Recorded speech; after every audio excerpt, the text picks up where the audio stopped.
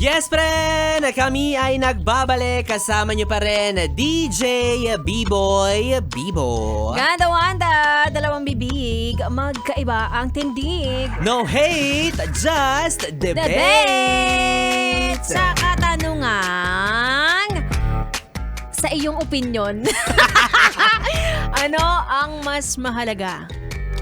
Passion o pera? At ang nabunot nga kanina ni Ganda Wanda ay passion. Yan. At ang nabunot ni B-Boy Bibo ay Pera. Kaya naman para sa ating part 2 ng puksaan ng ating debate, simulan na natin ulit. Ganda Wanda, handa ka na ba? Ikaw ba? Ako. Ako. Ikaw. Go. Ako. Kabadong-kabado ako, di ba?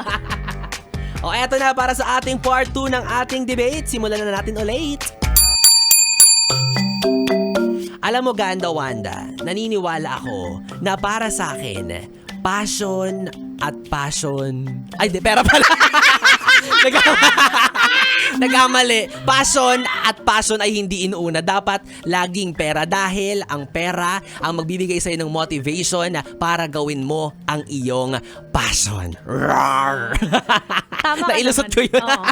Correct. Okay, tapos dyan, debate. I agree. Oo. Go. Ito na. Ito, B-Boy. Passion builds purpose. Purpose builds success. Alright. Success brings money. So, bakit ka magsisimula sa dulo? Bakit? Gusto ko unahin yung dulo. Dahil nag-English ka dyan, i-Englishin din kita. Kala mo ikaw naman ang English. Yun lang baon ko, ha? Yun lang baon ko. Wala na akong baon. Dahil nag-English ka, para sa akin, passion feeds the soul. Pero money feeds our body. Yes! Diba? Pinifeed lang ng passion ng iyong imagination, pero ang pera at pera pa rin ang nag-feed ng iyong katawan nang nagbibigay sa'yo ng lakas, diba? Tama! Umagree na lang siya. Debbie boy, passion tayo kasi ang pera pwede mong habulin. Pero ang oras na sinayang mo sa trabahong hindi mo naman gusto, hindi na yan refundable. Alam mo, para sa akin, hindi mo pwedeng habul-habulin yan. Bakit? Kasi ang opportunity, ang pera minsan lang yung nagdadaan. Ang passion, nandyan lang yan. Nasa iyong kaibuturan. Kaya kung hindi mo mawawala sa'yo, nandyan pa rin. Di ba? Pwede mong balikan anytime. Pero yung pera, pag inalok na sa'yo, i-grab mo na. Hindi, paano mo? Anong gagawin mo sa pera kung 100 lang? Oo nga, no? Anin mo ang passion ko, ang sweldo, 50 lang per overtime. At least masaya ang puso mo. Dahil dyan, yan ka na.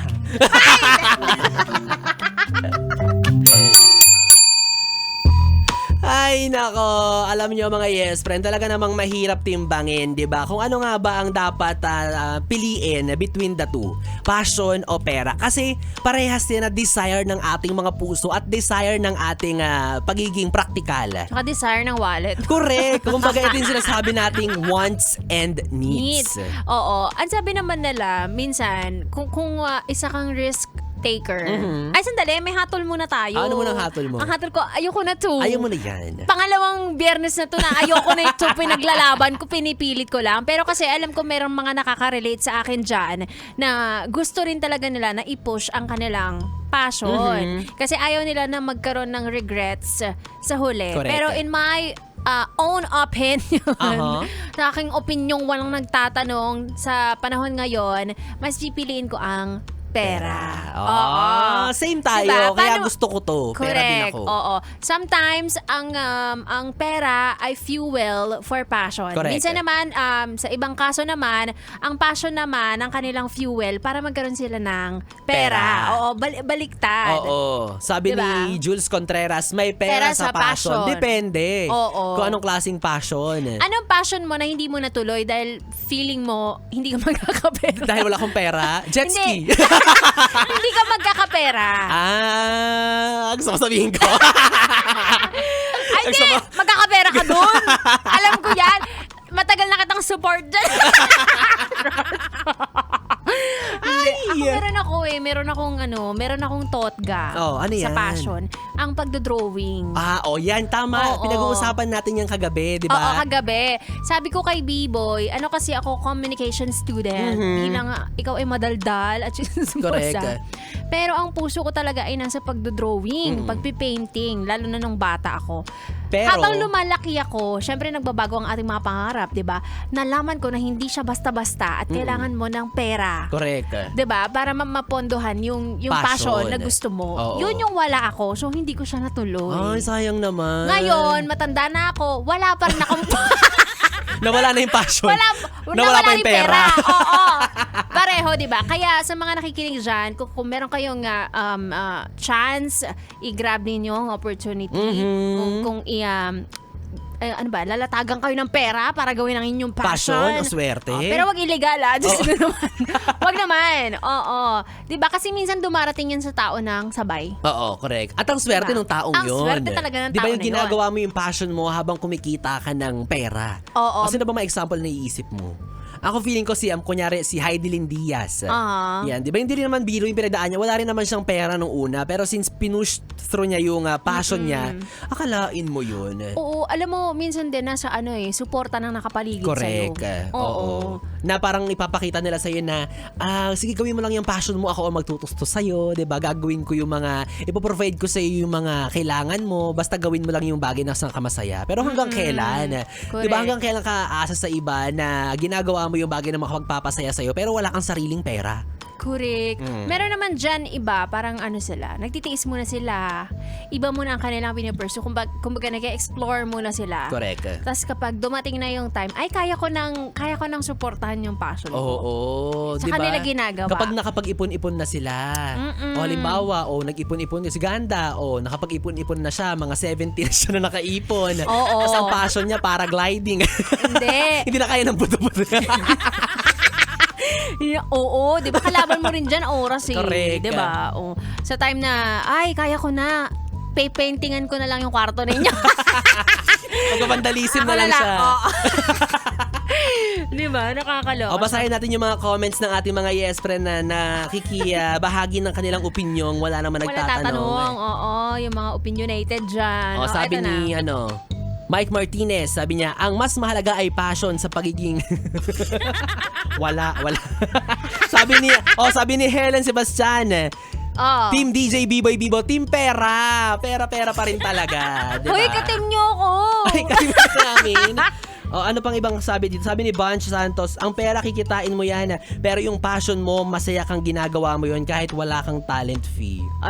Sabi pa niya, swerte na lang yung ginagawa mo, yung passion mo. Tapos bonus na lang yung anda. Correct.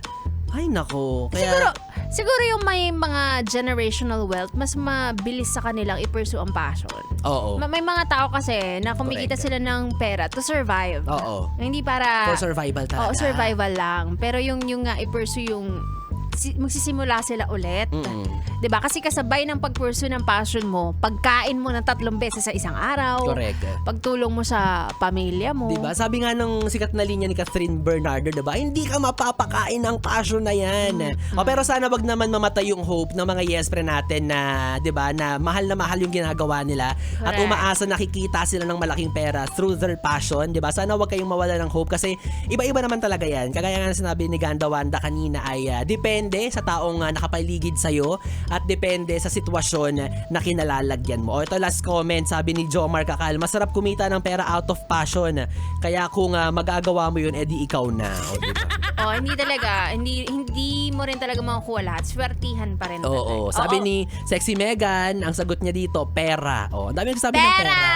Para bang nasa pera o ba yung tayo?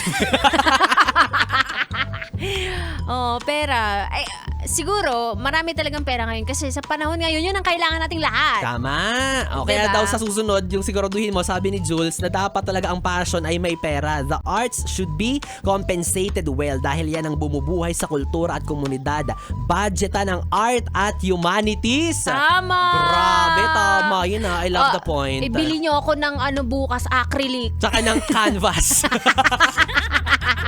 Sa pera namin ni Ganda Wanda, parang 1/4 sheet of paper lang mabibili namin para makapag-drawing to eh. Correct. Oo. Pero, ayun, sana wag mamatay ang puso Passion? ninyo sa inyong passion. Correct. Kailangan natin ng pera to survive, pero importante pa rin at the end of the day, masaya ka sa iyong ginagawa. Diba? Hay nako, kaya naman ikaw, yes friend, galingan mo sa pagpili kung passion nga ba o pera, dapat maging practical ka and yet ikaw ay masaya.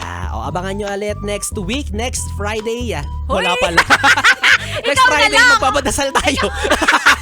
Bakit? Ikaw na lang! Diyos ko, matutulog ako. Magninilay-nilay ako, B-boy. Wag mo ko idamay sa ano Next mo. Friday pala. Sobrang sipag mo na. Grabe yung passion mo, bakasyon no? o nilay-nilay? Oh, bakasyon o passion ang tanong. Ibang passion yun. Bakasyon o passion. Ikaw nakakaloka ka na. O basta abangan nyo next Friday kung ano ang Yes. ating susunod na pagtatalunan, ang ating sunod na pagpupuksaan para sa ating programang Yes! Do Do it! it! Eto kasi. Tawa Hindi ako. mo ko in-inform. Yes, friend, tuloy-tuloy ang ating nagagandahang tugtugan na pangdalawahan dito lang sa istasyong No Problem, ang 101.1 Yes FM Solid!